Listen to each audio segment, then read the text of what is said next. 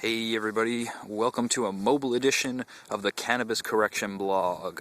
I decided that if I want to get more of these done, and I definitely do, I'm going to have to start doing them at opportune times, sticking them in between real life events, so it's more of a vlog than a blog.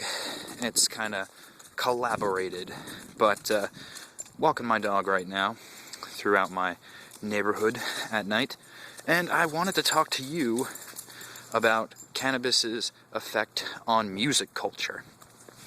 You know, so often you might forget what we're talking about, other than the title. But when we start talking about the mass manipulation done by governments and corporations everywhere to try and get this plant banned and keep it illegal, you sometimes forget that at its core, it's a silly plant, really. It's a plant filled of humor and inspiration, it seems, with some. And note with some, because I'm not trying to prescribe this plant as some sort of mystery cure for a lack of inspiration. You're going to have to get inspired on your own. But what I've heard many people say who have experienced this plant, and from the examples I'm going to be giving you, it seems to be that it makes the barriers for creativity lessened.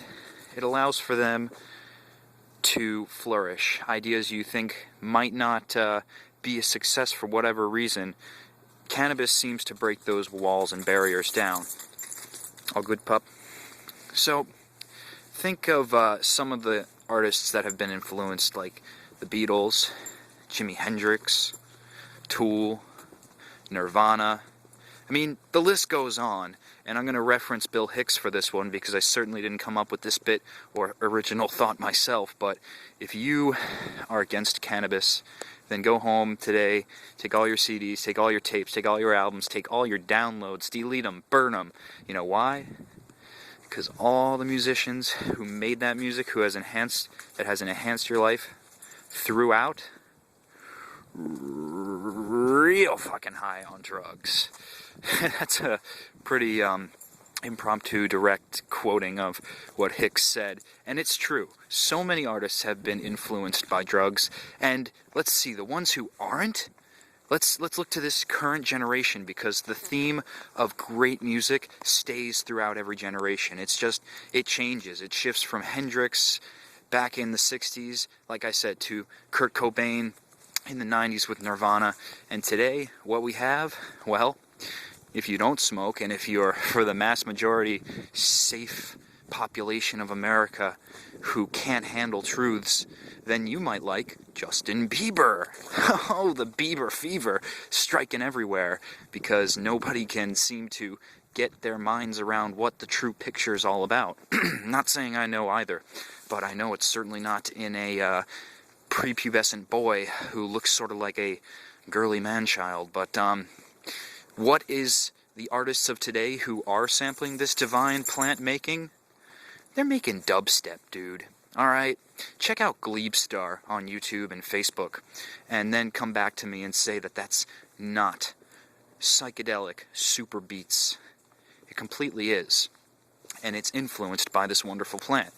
So, keep that in mind as I continue to make these blogs about how governments try their damnedest to keep such an inspiration out of the hands of millions, because they believe it's a danger.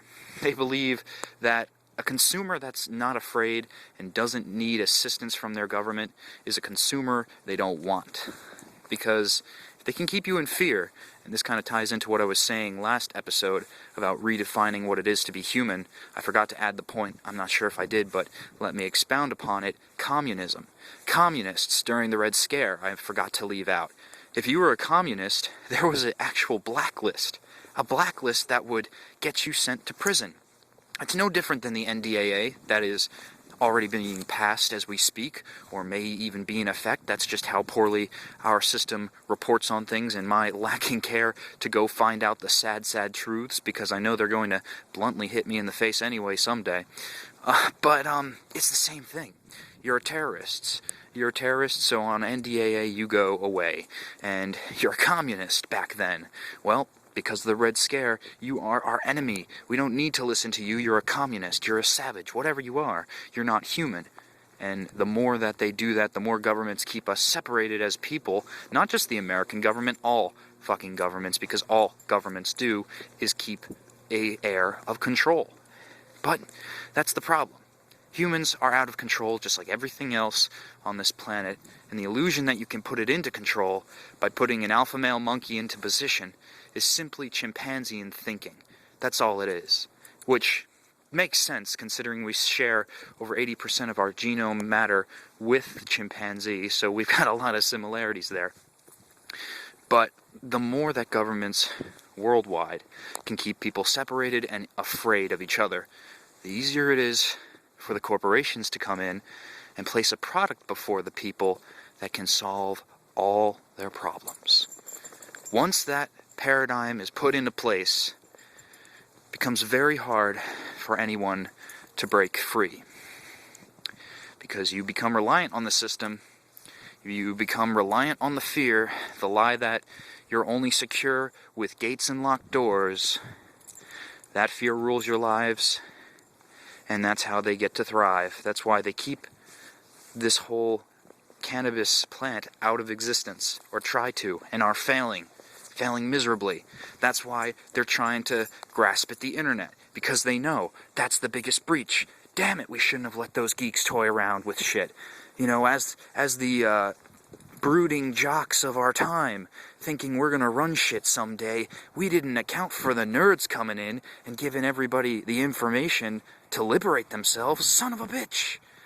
It's funny, but I do believe that, to a certain degree, hackers will bring us into the next era. I believe they already have. I mean, I may be just rambling and getting off of the point of what I was originally saying, that cannabis is just a catalyst for creativity, and giving you some artist examples. But we're wrapping it up, so I don't mind expounding. Oh, it's so cold out here, though. So, getting back to what I was saying, sorry about that. My dog has boots on, and I thought she lost one of them, the snowshoes. By keeping the access open to the internet, which I believe hackers can do, I think that lulsec has already proved that no government's databases are safe, and nothing can't be unhackable. I'm very well believing in that factor, that everything can be hacked. It's just a matter of finding the binary way. I thought it was very interesting timing. I don't know if it's directly correlated or only in the peripheral to Occupy Wall Street, but before that, in the summer, you may remember lulsec. What they were doing was having a lot of lulls and going to companies like Sony, going to the UK census and releasing that on torrent sites. They were running havoc. I never actually downloaded any of that stuff because fear of tracking by government sites. And that's real. By the way, tracking of government sites, it's an important thing to bring up in this episode. They took down Mega Upload.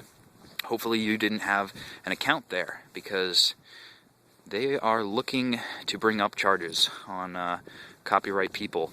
Type in Mike Mozart into the YouTube search bar, and you can see a full video on that scary factor, but that's the thing. As they grasp for control, the hackers will forge their new paths through the internet, build the channels that they need to, and eventually when they try to turn the kill switch, we'll have already routed a satellite that we need to keep all the information flowing. Now, if we could keep that theme up, and if we could try and ban as a people after these corporate government skeletons get out of control fully, then maybe we could start to move towards something that looks more like world peace and not world chaos, which we are certainly living in now. I'm not suggesting utopian natures, no, but it would be something nice to work towards, having unlimited information everywhere. I think that would really clear up a lot of disputes if everybody just had a better understanding of everyone else's situation. Well, I've reached my door, guys, so I've got to go. This has been DeoGenZ with a mobile edition of the Cannabis Correction blogs. Let me know how you like this. Hopefully the sound quality is not too bad. And, of course, pixel quality is horrible. It's on a cell phone. But, hey, you're here for the words. I'll see you next time.